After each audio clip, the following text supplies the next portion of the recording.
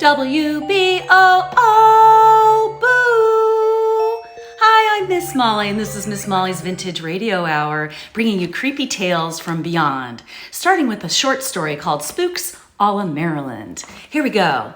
If you like ghost stories, the one about Stafford Hall is as creepy as any of the Maryland collection. It is taken lightly by the family who lives there now and has never been written up, so as far as I know. Stafford Hall is a 36-room brick and stone house built by the well-known Mason family in 1734.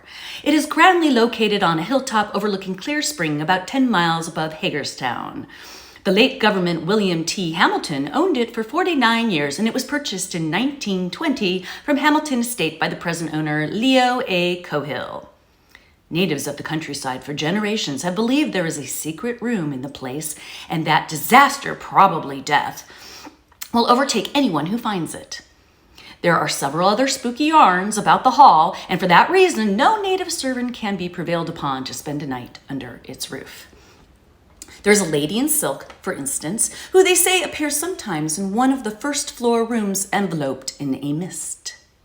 The country folk whisper that they have heard the rustle of her silks as she made her accustomed visitations, walking serenely down the 3 steps, which lead out from a rear door, circling the terrace, and then returning and disappearing in the room.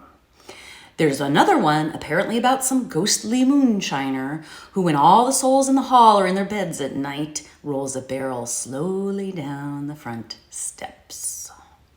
But the really gruesome episodes concern the secret room.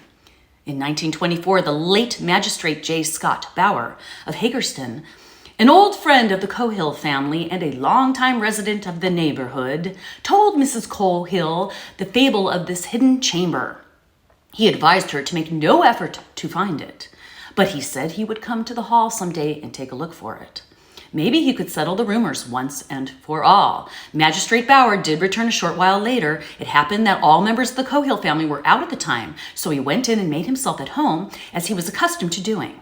He walked all over the house. The servants told Mrs. Cohill, and he seemed to be looking for something.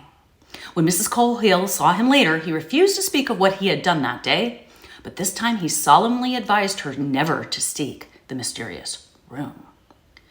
Magistrate Bauer died within a year. In 1926, Mrs. Cohill's 9-year-old daughter, Margaret, who had long been curious about the room and was known to have spent many an afternoon hunting it, was taken critically ill. She died of heart trouble, and in her last hours she repeatedly begged Mrs. Cohill, "Mother, please don't ever try to find that room."